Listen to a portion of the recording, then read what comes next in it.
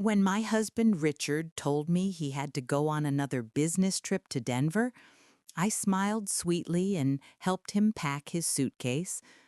I ironed his best shirts, folded his pants carefully, and even tucked in a little note that said, "Come back soon, I'll miss you."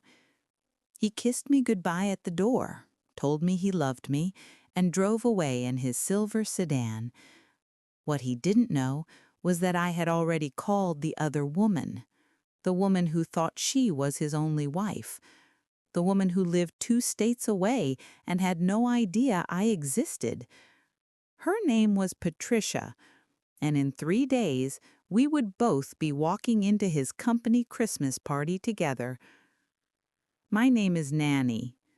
I'm 71 years old now, and this is the story of how I discovered my husband of 8 years had an entire second family in another state, and how the other wife and I teamed up to give him the surprise of his lifetime. I met Richard at a church social when I was 43 years old. I had been a widow for 5 years after my first husband passed from a heart attack. Those 5 years had been lonely. I had tried to stay busy with work and friends, but there was always this emptiness, this feeling that part of my life was over, that I had had my chance at love and lost it.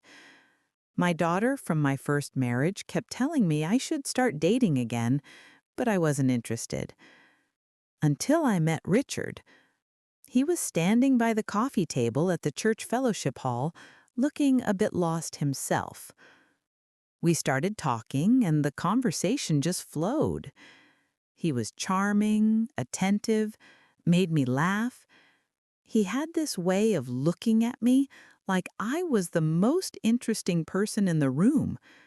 After years of feeling invisible as a middle-aged widow, that attention felt wonderful. Richard told me he was divorced, said his ex-wife had been controlling and bitter, that the marriage had ended badly about 3 years ago. He said he had thrown himself into his work to deal with the pain, but now he was ready to find love again.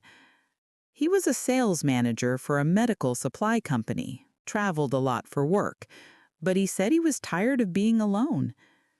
We started dating slowly at first, coffee after church, lunch on weekends. He would call me from his business trips just to hear my voice. He sent me flowers at work. He remembered little things I mentioned in passing. After years of being alone, having someone pay attention to me like that was intoxicating. I felt young again, alive again. Richard traveled Monday through Thursday most weeks for his sales territory. He covered several states, he said, lots of hospitals and medical offices to visit, but he always made time for me when he was home. We would spend weekends together, go to church on Sunday, have quiet dinners. He integrated himself into my life seamlessly. My daughter liked him, my friends liked him. Everyone was happy to see me happy again. After a year of dating, Richard proposed. It wasn't elaborate or fancy. We were having dinner at my house, and he just looked at me and said, "I don't want to spend another day without you. Will you marry me?" I said yes immediately. I was 44 years old, and I thought I had found my second chance at love. The wedding was small but beautiful. We got married at the same church where we met. My daughter from my first marriage walked me down the aisle. It was emotional for both of us.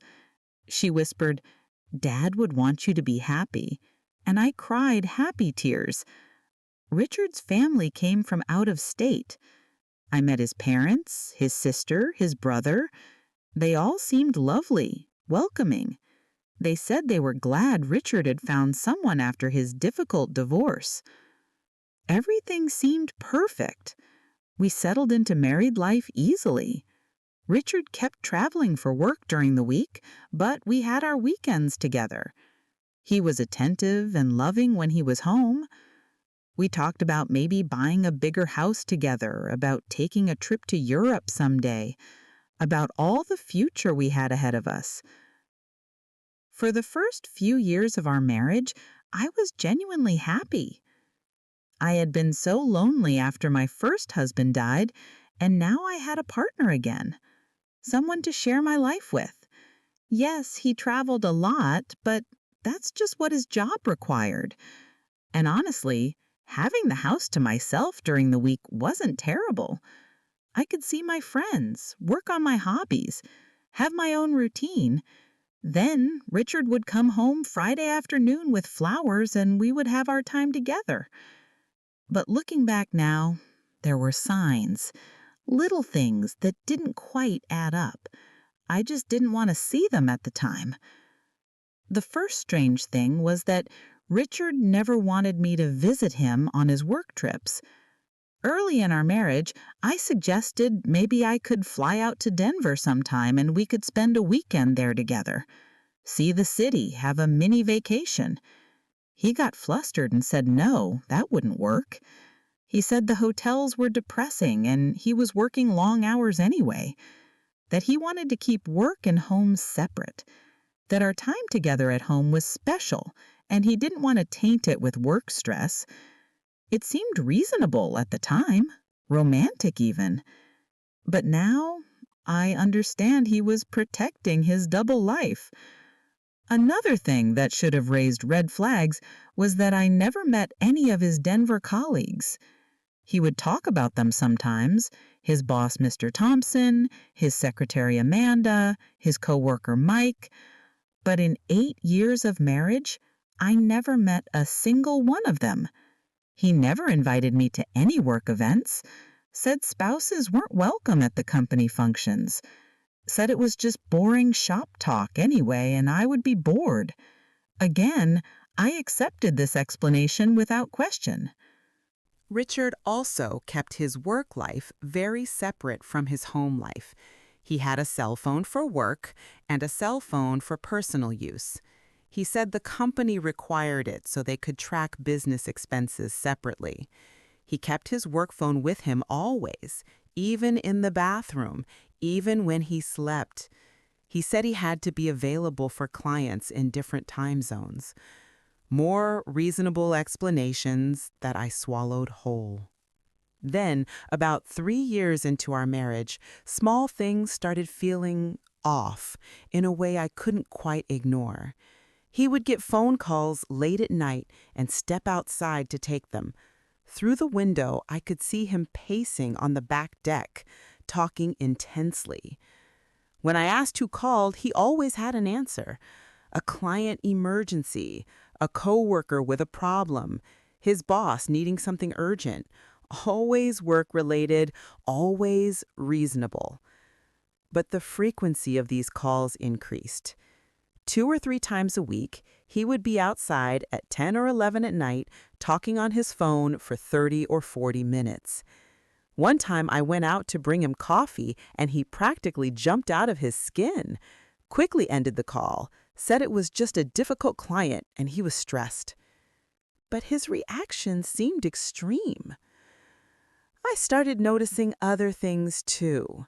He was more careful about his phone, would turn it face down when he set it on the counter, would take it with him even when he was just going to the garage, would change his password regularly.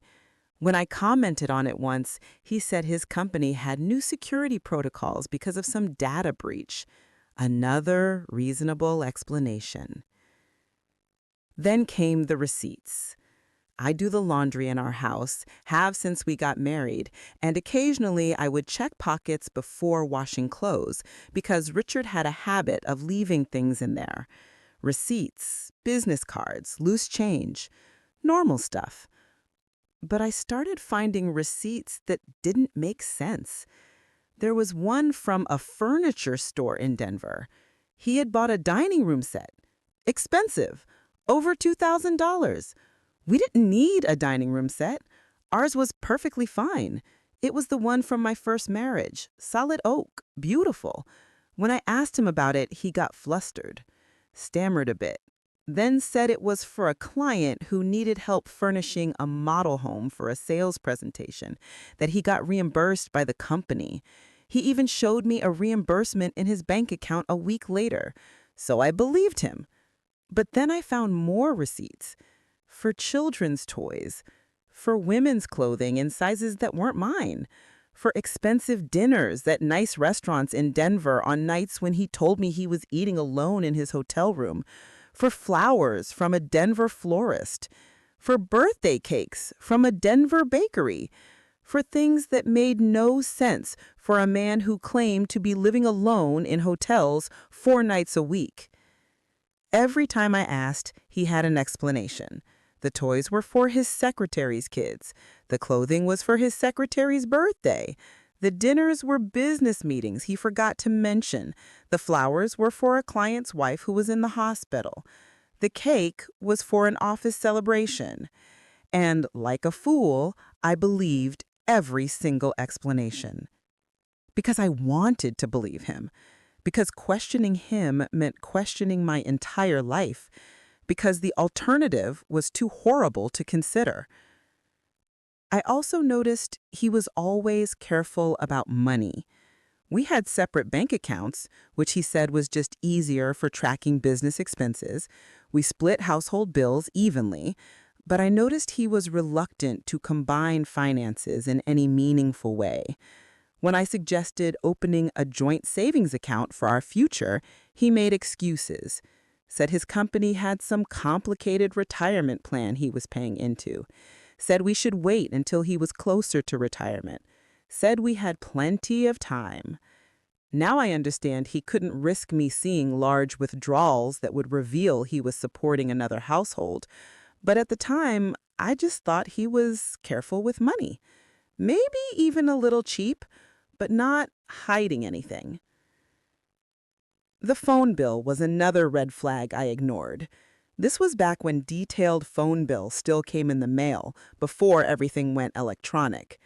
I saw the bill one day and noticed hundreds of calls to a Denver area code, hours and hours of calls. I asked Richard about it and he didn't even flinch. Said it was his biggest client, that the CEO liked to talk through every detail of every order, that he had to stay in constant contact to keep the account. He even showed me on his laptop the size of the account, how much revenue it brought to the company, made it seem like these constant calls were part of his job excellence, and I believed him. But those calls weren't to a client. They were to Patricia, to his other wife, the wife he lived with Monday through Thursday, while I waited at home for him to return on Fridays. Then one day, about 4 years into our marriage, something happened that changed everything. It was a Tuesday afternoon, one of Richard's work days when he was supposedly in Denver. I was at home doing some cleaning when the phone rang. I answered, expecting it to be a telemarketer or one of my friends. Instead, it was a woman I didn't know. Her voice was shaking, uncertain. She said, "Is this Richard's wife?" And I said, "Yes," a bit confused. Why would a stranger be calling me, asking about Richard? And then she said those 2 words that stopped my heart. Which one? Which one? 2 words that destroyed my entire reality. I remember standing in my kitchen, phone pressed to my ear, my hand starting to shake. And I said, "I'm sorry? What?" And she said it again. "Which wife? Because I'm married to Richard, too." The woman on the phone was named Patricia. And for the next 3 hours, she and I sat on the phone together as our entire worlds fell apart. Patricia lived in Denver. She was 38 years old, 10 years younger than me. She had been married to Richard for 6 years. 6 years.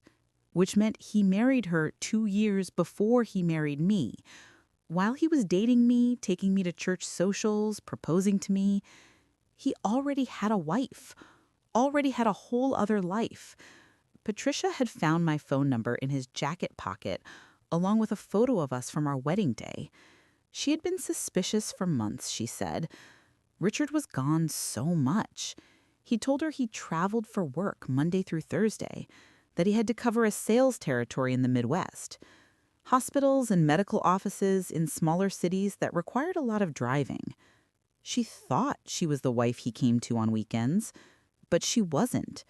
She was the wife he stayed with during the week. I was the wife he visited on weekends. He had literally split his life down the middle, spending Monday through Thursday in Denver with Patricia and Friday through Sunday with me. For years, without either of us knowing. Patricia said she had started getting suspicious about 6 months ago. Richard had become more secretive with his phone, would step outside to take calls, would password protect everything. The same things I had noticed. She had tried to surprise him at work one day, shown up at his office with lunch, and they told her he was traveling. When she asked where, they said the Midwest territory. When she called him, he said he was at the office and couldn't talk. The lies were getting harder to keep straight. Then she found the photo. It had fallen out of his suit jacket when she was taking it to the dry cleaners. A photo of Richard and me on our wedding day, both of us smiling, happy, with a church in the background. She said she stared at it for an hour, her mind unable to process what she was seeing. Her husband in a wedding photo with another woman. She found my phone number written on the back of the photo, just my first name and the number. She said she must have called and hung up 10 times before finally working up the courage to speak. And when I answered, she just had to know. Was I his wife? Was this real? And now here we were, 2 women on the phone, both married to the same man, both completely shocked and betrayed and devastated. Patricia told me more about her life with Richard. She had met him at a medical conference 6 years ago where his company had a booth. She was a nurse at a Denver hospital. He had been so charming, so attentive, had asked her to dinner that night. They had dated for 6 months before he proposed. He told her he was divorced from a difficult woman who lived in another state. Sound familiar? He had told me almost the exact same story about his supposed ex-wife from Denver. Patricia and Richard had gotten married at a courthouse, just the 2 of them and 2 witnesses. He said he didn't want a big wedding because his first marriage had been such a disaster that he wanted this one to just be about the 2 of them. No family drama, no big production.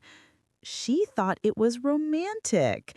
Now she understood he couldn't have a big wedding because his family and friends might mention his other wife. Patricia had 2 children with Richard, a boy named Tyler, who was 5 years old, and a girl named Emma, who was 3. Richard's children, my husband's children, children I never knew existed. When Patricia told me this, I actually felt dizzy, had to sit down on my kitchen floor. Richard and I had talked about having children. I was in my 40s when we got married, so it wasn't likely, but we had discussed it. And the whole time he already had kids with another woman? Patricia sent me photos while we were on the phone. Photos of her and Richard on their wedding day. Photos of Richard holding newborn Tyler at the hospital. Photos of Richard playing with Emma in their backyard. Photos of family Christmases and birthdays. A whole life I never knew about. In every photo, Richard looked happy, genuine, like a man who loved his family, just like he looked in my photos with him. The logistics of his double life were actually quite clever when you thought about it. His company did require a lot of travel. He was a legitimate sales manager for a real medical supply company. But instead of traveling to different cities like he claimed to each of us, he had set up 2 home bases. He told Patricia his territory was in the Midwest, covering smaller cities Monday through Thursday. He told me his territory was Denver and surrounding areas, requiring him to be gone Monday through Thursday. In reality, he just went back and forth between his 2 wives. He would leave Patricia's house Monday morning, supposedly to start his Midwest territory travel. He would drive to the airport, fly to my city, and arrive home Friday afternoon with flowers and stories about his exhausting week. He would spend the weekend with me, then leave for Denver Monday morning. He would fly back to Denver and arrive home to Patricia Monday evening after his supposed day of travel. The income from his sales job was good, but it wouldn't have been enough to fully support two households comfortably. That's where I came in. My first husband had left me with a life insurance payout and some savings, about $150,000 total. When Richard and I got married, I had stupidly put that money into a joint account. I thought we were building a life together, that what was mine was ours. Richard had been slowly draining that account. A few thousand here for emergency house repairs, a few thousand there for medical expenses, always with receipts and explanations. I thought we were just living our life, paying our bills. I didn't realize he was funneling my inheritance money to support his Denver family. Patricia worked full-time as a nurse and contributed her salary to their household expenses, which helped, but the extra from my account made everything comfortable for both families. When Patricia and I added everything up during that first phone call, we figured out Richard was probably making about $90,000 a year from his sales job. Patricia contributed maybe $50,000 from her nursing salary, and he had taken about $60,000 from my inheritance over our years of marriage. So his total income across both families was around $200,000 a year, enough to maintain two mortgages, two sets of bills, two families, as long as neither of us knew about the other. Patricia was devastated when she realized the scope of the deception. She had thought they had a solid marriage, that Richard was a devoted father who just happened to travel a lot for work. She had never suspected he had another wife, another whole life. She kept saying, "How could I not know? How could I be so stupid?" And I kept telling her the same thing I was telling myself. We weren't stupid. We were trusting. And he was very, very good at lying. We talked for hours that first day, comparing notes, looking at photos, filling in the gaps of Richard's double life. It was surreal and horrifying, and somehow also comforting to talk to someone who understood exactly what I was feeling. We were both victims of the same con man, both betrayed in the worst possible way, both trying to figure out what to do next. Patricia wanted to confront him immediately, wanted to call him right then and scream at him, but I convinced her to wait. I said we needed to think strategically. Richard was good at manipulation, good at talking his way out of things. If we confronted him separately, he would just lie to each of us, tell each of us what we wanted to hear, maybe even convince one of us that the other was crazy or lying. We needed to present a united front. I suggested we meet in person, that we actually sit down face to face and plan what to do next. Patricia agreed. She said she would tell Richard she was taking the kids to visit her mother for the weekend. She would fly to my city on Saturday. Richard would be with me that weekend, but I would tell him I had plans with my daughter all day Saturday. We would meet and figure out our next steps. That week was torture. Richard came home Friday afternoon like always, kissed me hello, told me about his exhausting week in Denver, showed me photos he took in his hotel room of the restaurant where he ate alone, of the sunset from his hotel window.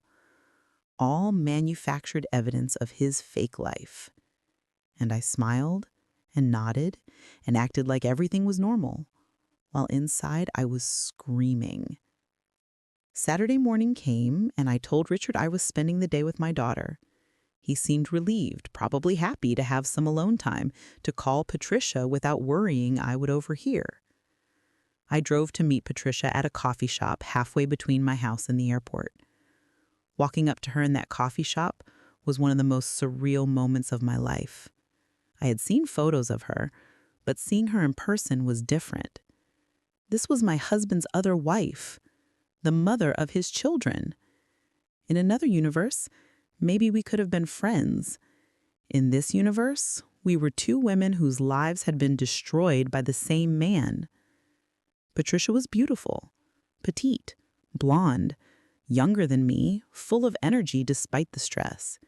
Everything I wasn't. And for a moment, I felt that pang of inadequacy. Of course Richard would want her. She was younger, prettier, still in the prime of her life. What was I? A middle-aged widow he had settled for? But then Patricia hugged me and started crying, and I realized we were the same. Both of us had been deceived. Both of us had believed his lies. Both of us had loved a man who didn't really exist. The man we loved was a character Richard played. He wore different masks for different audiences. But the real Richard, the man capable of this level of sustained deception, neither of us had ever really known him. We sat in that coffee shop for hours. I ordered us food, even though neither of us could eat much. We went through everything again. Every lie, every manipulation, every time he had looked us in the eye and lied without hesitation. Patricia showed me more photos on her phone. Their house in Denver, a beautiful 4-bedroom home in a nice suburb with a big backyard. Photos of Tyler's 5th birthday party just last month. Richard cutting the cake, wearing a party hat, looking like Father of the Year. That was the same weekend he had told me he was stuck working a big trade show in Denver. He had called me from the hotel every night. Must have been calling from his other house while Patricia and the kids slept. Patricia showed me videos of Emma taking her first steps. Richard's voice in the background cheering her on. The date on the video was from about 18 months ago. I remembered that time period. Richard had told me his work schedule was getting more demanding, that his boss was really pressuring him to close more accounts. He had seemed stressed, tired. Now I knew why. He was managing 2 complete lives, 2 families, and the stress must have been enormous. Good. I hoped it had been exhausting for him. We also talked about the money. Patricia pulled up her bank statements on her phone and showed me their joint account. She could see deposits from Richard's paycheck, withdrawals for their mortgage and bills, but nothing unusual. The account was normal for a family of 4 living on 2 incomes. She had no idea he was funneling money from my account into their life. I showed her my bank statements, the joint account Richard and I shared. She could see the steady withdrawals over the years. $5,000 here for a roof repair, $3,000 there for transmission work on the car, $2,000 for new appliances. Always with an explanation, always something I had believed without question. Now I saw them for what they were. Richard slowly stealing my inheritance to support his double life. Patricia and I calculated that he had taken about $60,000 from my inheritance over the course of our marriage.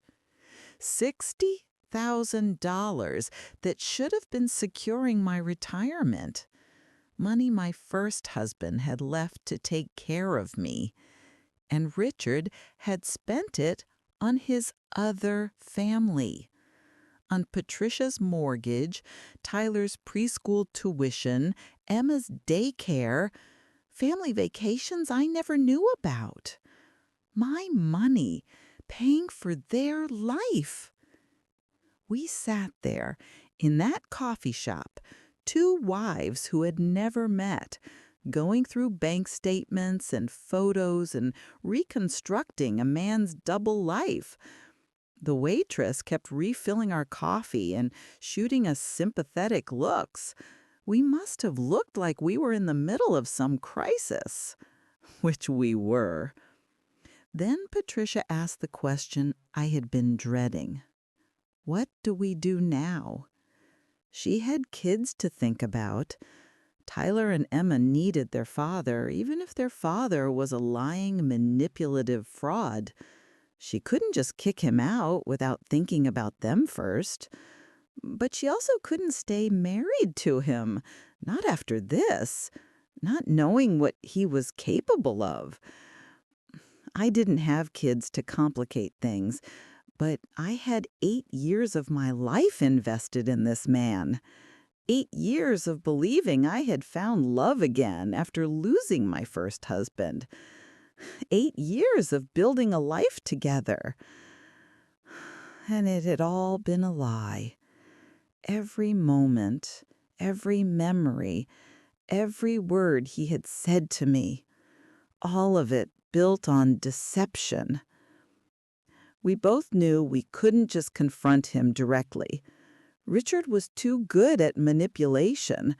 He would find a way to explain everything, to make himself the victim, to convince one or both of us that we were overreacting, to promise to change, to beg for forgiveness. And maybe, just maybe, one of us would believe him, would want to believe him so badly that we would accept whatever lies he told. No, we needed to expose him in a way that left no room for excuses, in a way that made it impossible for him to talk his way out, in a way that ensured consequences. That's when Patricia mentioned the Christmas party. Richard's company had an annual Christmas party every year, big event at a hotel ballroom downtown. Richard had told Patricia it was mandatory, but spouses weren't invited. Too formal, too business-focused. She had never questioned it, but now she wondered, had he been lying about that too? I confirmed that yes, he had told me the exact same thing for years, that the Christmas party was a work thing, that spouses weren't welcome, that it would be boring anyway. I had never questioned it either, but now we both realized the truth. The Christmas party was open to spouses. Richard had been lying to both of us because he couldn't bring both wives to the same event. So he brought neither of us. Patricia's eyes lit up when we both realized this. What if we both showed up, she said. What if we walked in together and introduced ourselves as his wives, both of us, in front of his boss, his coworkers, everyone? The idea was brilliant, devastating, perfect. Richard would be trapped, in public, in front of everyone he worked with, unable to lie his way out because we would both be standing there. Physical proof of his double life. The Christmas party was 3 weeks away. 3 weeks for us to prepare, to get our evidence together, to plan exactly how we would do this. Patricia said she would tell Richard she was taking the kids to visit her mother that weekend. She would fly in Friday, the day of the party. I would tell Richard I had plans with my daughter that evening. We would meet at the hotel and walk in together. For 3 weeks, both Patricia and I had to pretend everything was normal. We had to continue living with Richard, acting like we didn't know his secret. It was the hardest thing either of us had ever done. Patricia had it worse than me in some ways. She had to pretend in front of Tyler and Emma, had to act like everything was fine while her world was falling apart. She said the hardest part was watching Richard play with the kids, being a good father, knowing that he was living this massive lie, that he would leave them Monday morning and go play house with another family, that every moment of their life together was tainted by his deception. I had my own struggles. Every Friday when Richard came home, I had to pretend to be happy to see him, had to listen to his stories about his week in Denver, knowing they were all lies, had to sit across from him at dinner and make conversation, knowing he was going to Patricia's house on Monday, knowing he had children with her, knowing our entire marriage was a fraud. Patricia and I talked on the phone every night, After Richard left for his supposed business trips or after he went to bed, we would call each other. We supported each other through the rage and the grief and the planning. We became friends, bonded by our shared trauma. It was strange to think that my husband's other wife was becoming one of my closest confidants, but she was the only person who truly understood what I was going through. We also started gathering evidence during those 3 weeks. Patricia went through Richard's things at their Denver house when he was traveling. She found receipts, photos, my phone number written in several places. She found a burner phone he kept hidden in his car with messages between us. She photographed everything.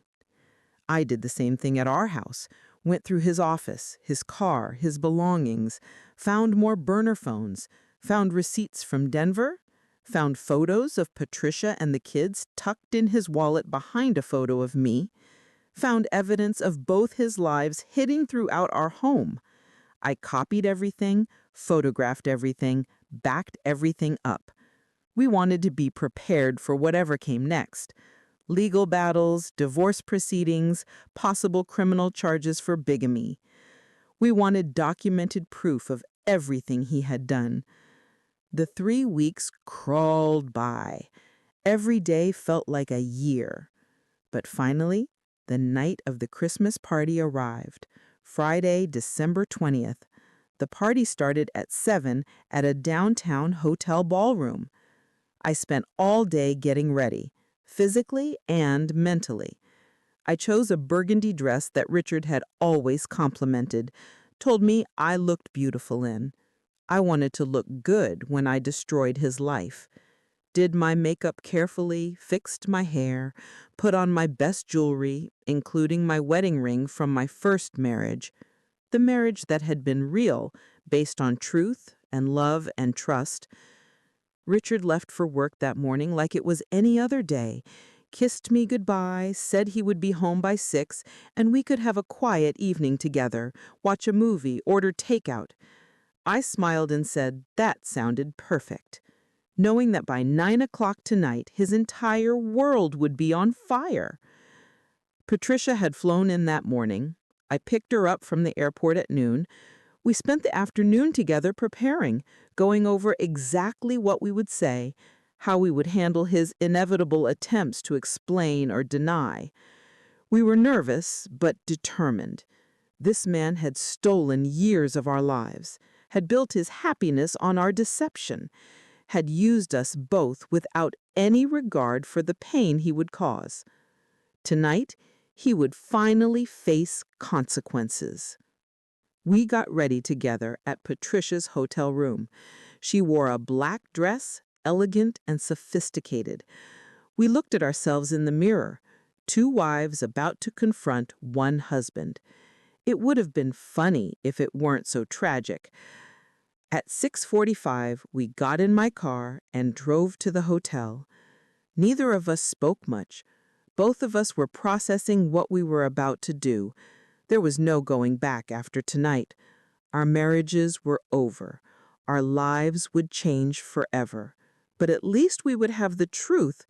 At least Richard would be exposed for what he really was. We pulled into the hotel parking lot at 6:59. The party started at 7. We wanted to arrive after Richard, wanted him to be settled in and comfortable before we walked in. We sat in the car for a few minutes, holding hands, gathering our courage. "Are you ready?" Patricia finally asked. Her voice was steady, but I could see her hands shaking slightly. "I've been ready for 3 weeks," I replied. And I meant it. The hurt had turned to anger. The anger had turned to determination.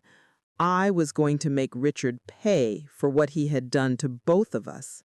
I spotted Richard immediately. He was standing by the bar with a group of colleagues, laughing at something someone had said. He had a glass of wine in his hand. He looked relaxed, happy, comfortable. He had no idea his entire world was about to implode in front of everyone he worked with. Patricia saw him too, and her grip on my arm tightened. "That's him," she whispered, even though I already knew. We started walking toward him slowly, deliberately. People moved out of our way. Some looked at us curiously. Two women walking with purpose through a corporate Christmas party. I saw the exact moment Richard noticed us. He had just taken a sip of his wine, and he looked up, probably just casually glancing around the room. His eyes landed on me first. Confusion crossed his face. What was I doing here? Then his eyes moved slightly, and he saw Patricia standing next to me, standing next to his other wife. The glass of wine slipped from his hand and shattered on the floor. Everyone nearby jumped back from the broken glass and spilled wine.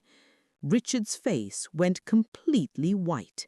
His mouth opened, but no sound came out. He looked like he had seen a ghost. Two ghosts, actually.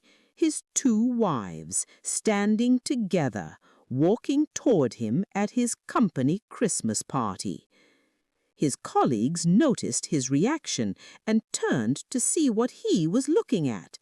They saw Patricia and me approaching. Two well-dressed women walking with determination toward their co-worker who looked like he was about to pass out. We reached Richard and the group he was standing with.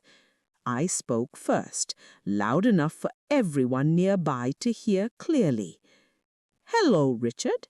I'd like you to meet someone. This is Patricia, your other wife." The group around him went completely silent, confusion on their faces. Other wife? What did that mean? Was this some kind of joke? Patricia spoke next, her voice clear and steady.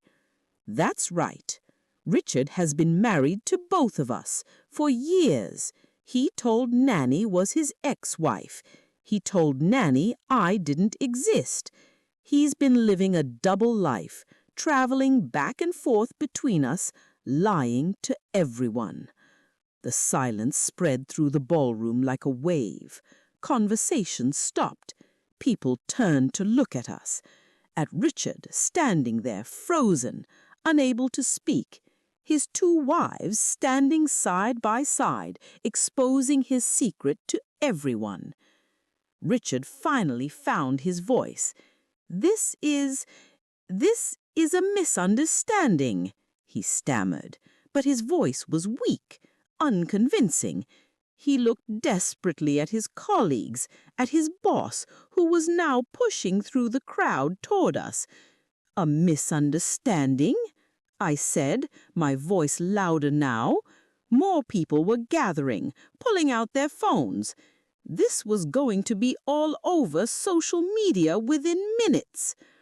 Richard's boss, Mr. Thompson, reached us.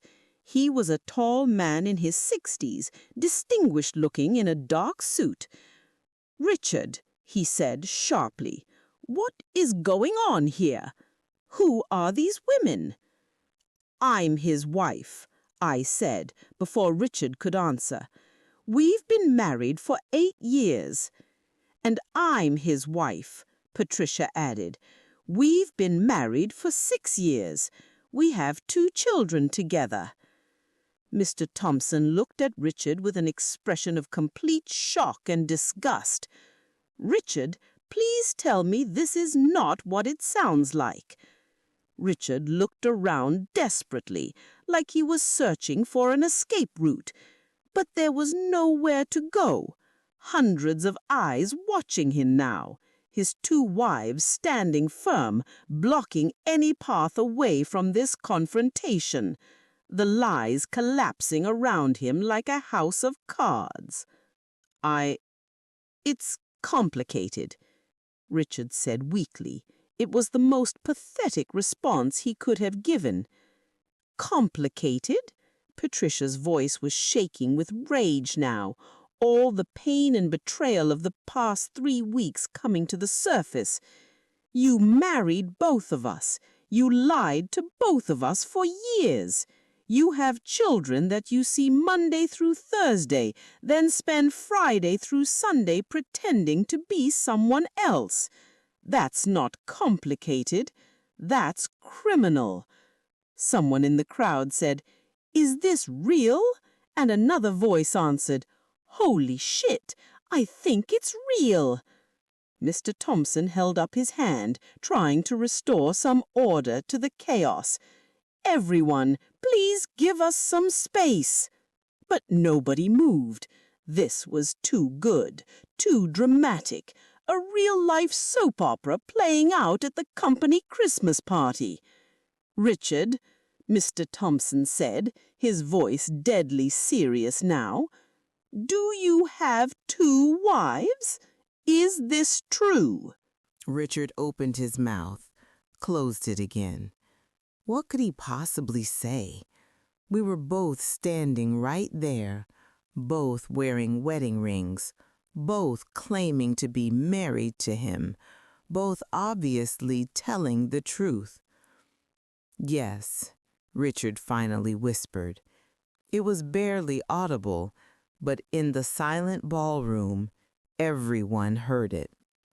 "Yes, it's true." The room erupted. People started talking all at once. Gasps, exclamations. Someone even laughed in disbelief.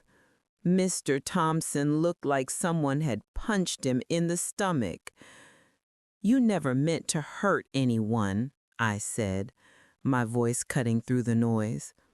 "You married me while you were already married to Patricia. You had children with her while telling me we might start a family someday. You stole $60,000 from my inheritance to support your other household. You lied to our faces every single day for years, and you never meant to hurt anyone." Patricia pulled out her phone and started showing pictures to anyone close enough to see. "These are our children, Richard's children. Tyler is 5 and Emma is 3. He sees them Monday through Thursday while he's supposedly traveling for work. Then Friday through Sunday, he goes to Nanny and pretends to be a different person." People crowded around to see the photos. Pictures of Richard holding his infant son. Pictures of him playing with his daughter. Pictures of family moments that proved he wasn't just married to Patricia. He was a father. He had a whole family that I never knew about. Richard's secretary, a young woman named Amanda, was crying. She pushed through the crowd toward us. "I'm so sorry," she said to both of us. "I had no idea.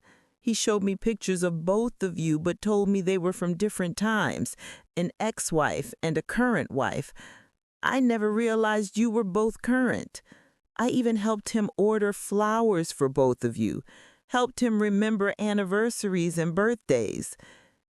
Even his co-workers had been pawns in his elaborate deception.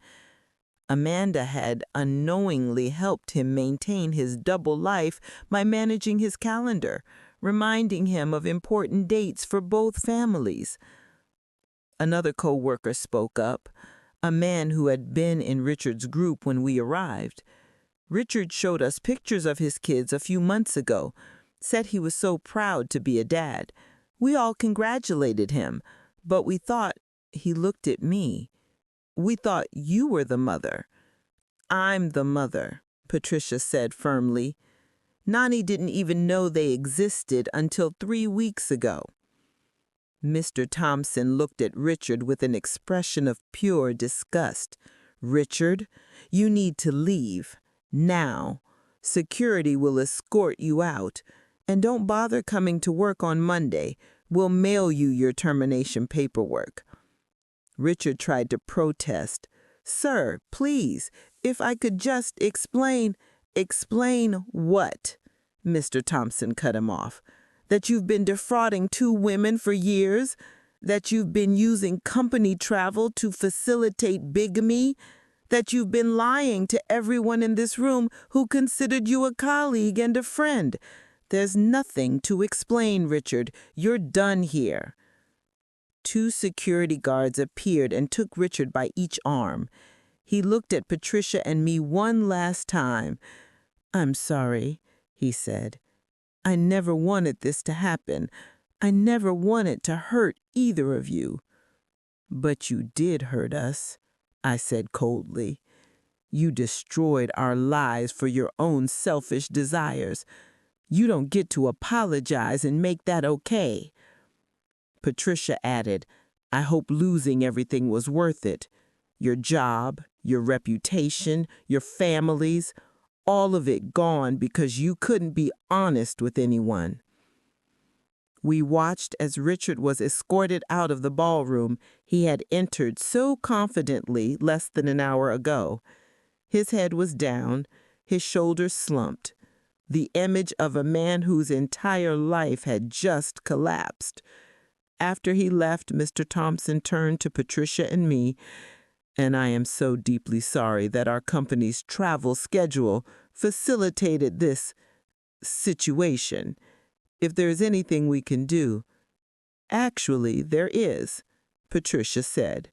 "We're going to need copies of Richard's travel records for the past several years for our lawyers, and we need confirmation of his actual salary and any expense reimbursements he received." Mr. Thompson nodded immediately. "Of course, I'll have HR prepare everything on Monday. And again, I'm so sorry. Richard clearly deceived all of us." After Mr. Thompson walked away to do damage control with his shocked employees, Patricia and I decided to stay at the party. We weren't going to run away in shame.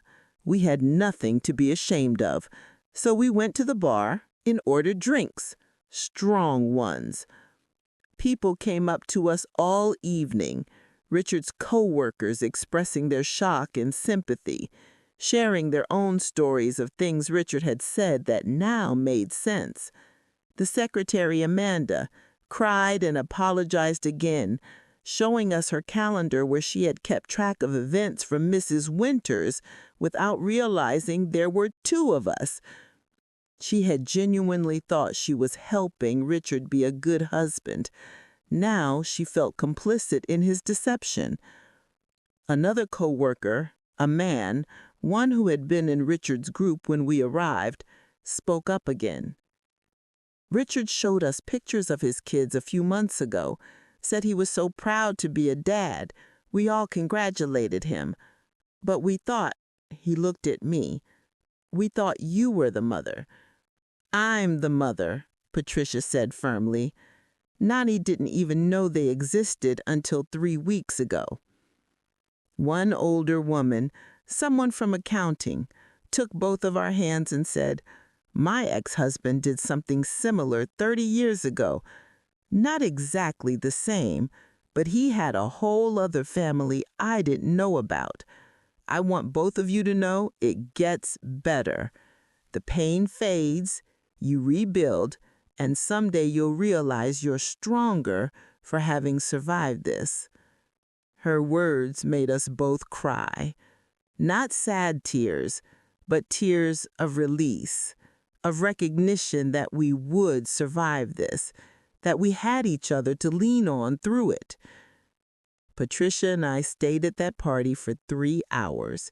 We wanted everyone there to see us together, united, strong. We wanted them to remember the 2 wives who caught their lying husband and exposed him without falling apart, who stood tall even as their worlds burned down. When we finally left around 10 o'clock, we were exhausted, but also strangely euphoric. We had done it. We had exposed Richard, made him face consequences, taken back our power. We went back to Patricia's hotel room and ordered room service. Neither of us wanted to be alone that night. We sat on her bed eating French fries and talking about what came next. The legal battles, the divorces, the rebuilding. Patricia had the more complicated situation. She had to figure out custody arrangements for Tyler and Emma, had to explain to two small children why their father had done what he did, had to restructure her entire life as a single mother. I had my own challenges. I had to file for an annulment or divorce, whichever was appropriate, given that his marriage to me was never legal. I had to figure out how to recover the money he had stolen from my inheritance. I had to tell my daughter what had happened. I had to face my friends and community with this humiliating truth. But we had each other. We exchanged phone numbers and promised to stay in touch, to support each other through the legal process and the healing process. Two women who had been enemies in Richard's twisted game, but were now allies in its aftermath. I drove home around midnight. Richard's car was in the driveway. He had beaten me home. I sat in my car for a few minutes, gathering my courage, then went inside. Richard was sitting on the couch in the dark. He looked up when I came in. His face was puffy, like he'd been crying. "Nanny, can we please talk?" "No," I said simply. "We can't. There's nothing to talk about. You made your choices. Now you live with the consequences."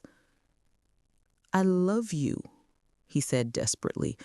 "I love both of you. I know that sounds impossible, but it's true. I couldn't choose between you, so I tried to have both. I know that was wrong, but you don't love either of us." I cut him off. "You love yourself. You love having two lives, two families, two women to come home to. Love doesn't look like this, Richard. Love is honest. Love is faithful. Love doesn't steal and lie and deceive."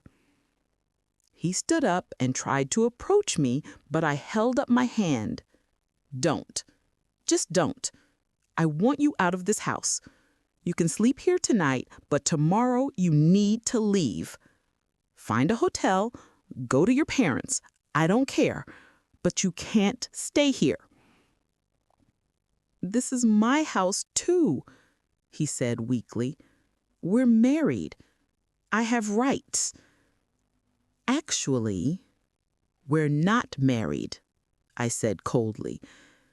"You were already married to Patricia when you married me, which means our marriage isn't legal, which means you have no rights to this house that I bought with my inheritance from my real husband, the one who actually loved me." Richard crumpled back onto the couch. He knew I was right. He had no leg to stand on legally, morally, or emotionally. I went upstairs to our bedroom and locked the door. I could hear him crying downstairs, but I felt nothing. No sympathy, no regret. Just a cold determination to move forward with my life. The next morning, Saturday, Richard was gone when I woke up. He had packed a bag and left. He sent me a text saying he was staying with a friend and we would figure things out soon. I didn't respond. Patricia called me that afternoon.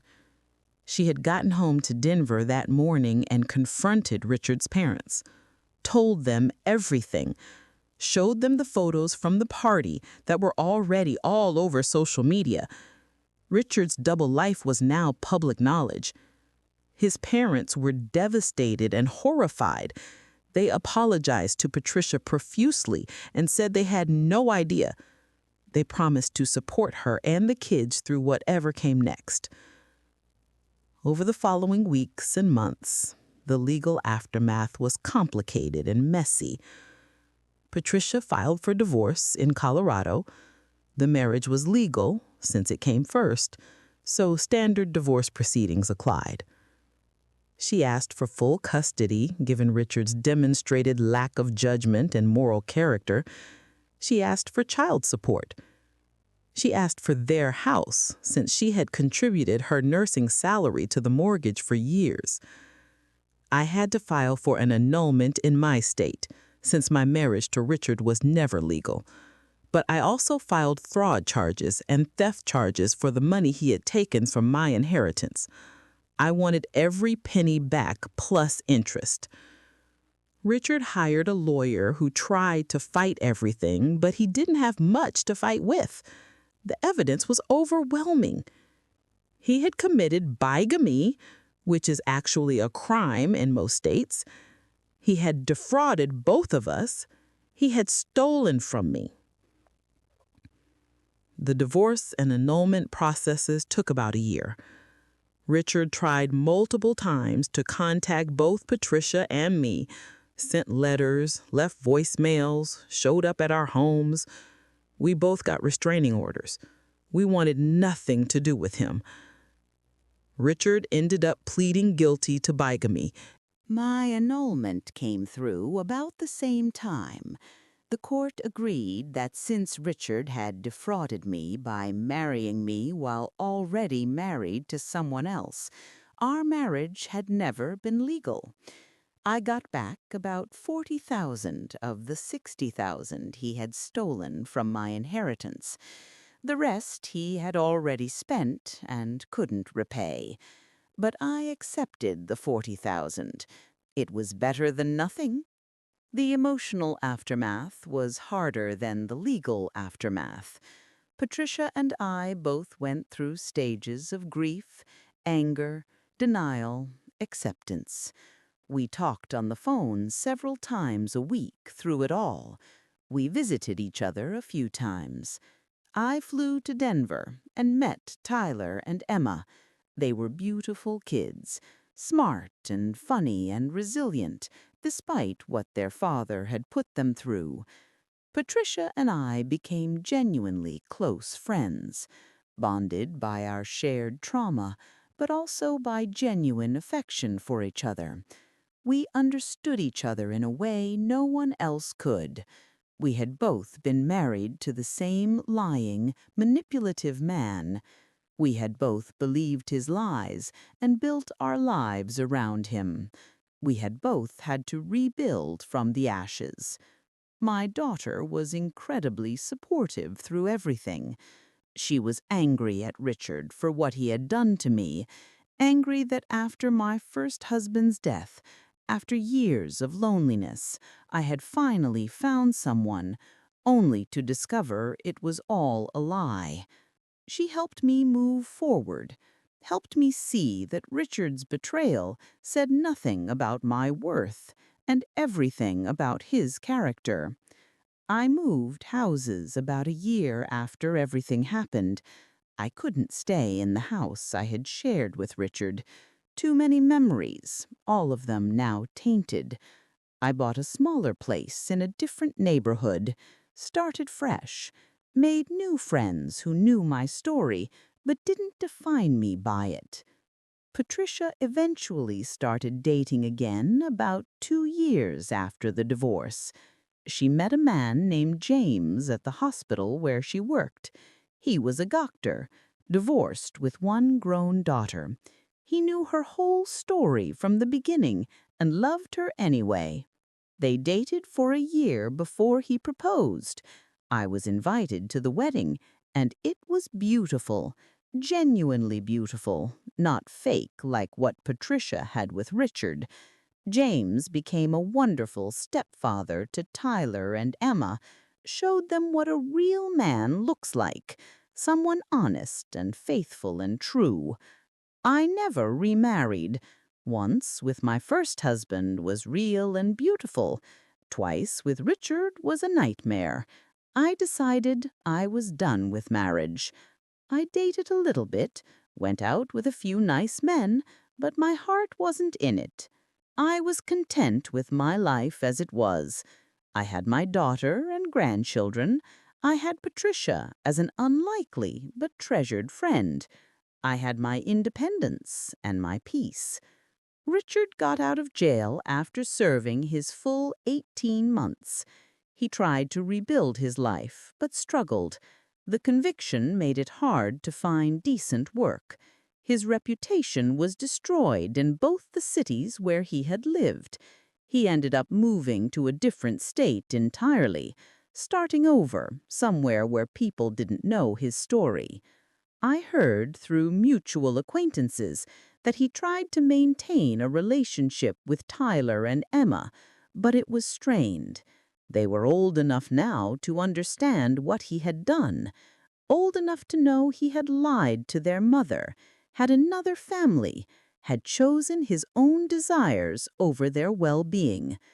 Forgiveness from children is hard to earn after that kind of betrayal.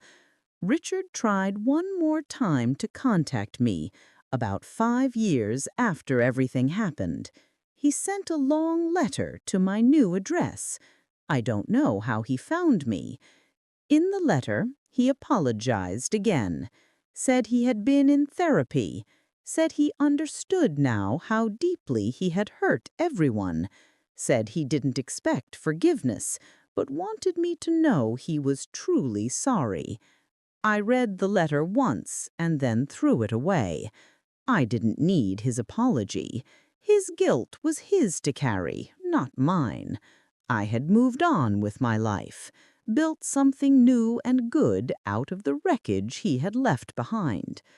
Now, 8 years after that Christmas party confrontation, I'm 71 years old. I live in a cute townhouse I love. I volunteer at the library twice a week. I'm part of a quilting group with women my age who have become dear friends. I spend time with my daughter and grandchildren. I talk to Patricia on the phone every Sunday evening. She's still happily married to James. Tyler is 13 now and wants to be a doctor like his stepdad. Emma is 11 and loves art. We did survive what Richard did to us. We rebuilt our lives. We found happiness again, just in different forms than we expected. And most importantly, we found strength we didn't know we had. People ask me sometimes if I regret how I handled it, if the public confrontation at the Christmas party was too much, if I should have just confronted Richard privately and walked away quietly. And my answer is always no. I don't regret any of it. Richard had been controlling the narrative for years, controlling what each of us knew, controlling when and how we found out pieces of the truth. That night at the Christmas party, Patricia and I took back control. We told our story. We exposed his lies. We refused to be silent or ashamed. We refused to protect his reputation while he destroyed our lives. And the look on his face when he saw us walking towards him together, when he realized his 2 wives had found each other and joined forces, that look of absolute terror and defeat, that moment made everything worth it. I learned important lessons from the whole nightmare with Richard. I learned to trust my instincts. I had sensed something was wrong, but ignored those feelings because I wanted to believe in love again. I learned to protect my assets. I should never have put my inheritance into a joint account with someone I had only known a short time. I learned that some people are capable of sustained deception that seems almost impossible. Richard lied to us every day for years without apparent guilt or hesitation. But I also learned about resilience, about the strength of women supporting each other through trauma, about the possibility of rebuilding after devastating betrayal, about the importance of choosing yourself when others won't choose you. Patricia and I joke sometimes that we should write a book about our experience, The Wives' Guide to Catching Your Lying Husband or something like that. We probably never will, but it's a nice fantasy. Maybe our story could help other women recognize the signs of deception, could help them trust their instincts, could show them they can survive even the worst betrayals. The hardest part, all these years later, is still processing how completely Richard had deceived me. 8 years of marriage, hundreds of conversations, thousands of moments I thought were real, all of it built on lies. It made me question my own judgment for a long time, made me wonder what else I had been blind to, made me doubt my ability to trust anyone. But Patricia helped me understand something crucial. It wasn't my fault that I was deceived. Richard was a skilled liar. He had practice. He knew how to manipulate. The shame belonged to him, not us. We were victims of his choices. We weren't stupid or naive. We were trusting. And trust is not a weakness, even when it's betrayed. So that's my story. That's how I discovered my husband of 8 years had another wife and another family in another state. That's how his other wife and I became friends and confronted him together at his company Christmas party. That's how we took back our power and our dignity from a man who thought he could deceive us forever. If I could go back and tell my younger self anything, it would be this: trust your instincts, protect your assets, and never be afraid to demand the truth, even when it's painful. The truth might hurt, but lies hurt more in the end. And when you do discover betrayal, know that you have the strength to survive it. You have the power to rebuild. You have the right to expose the truth and demand justice. Hit subscribe if you want to hear more true stories like this one.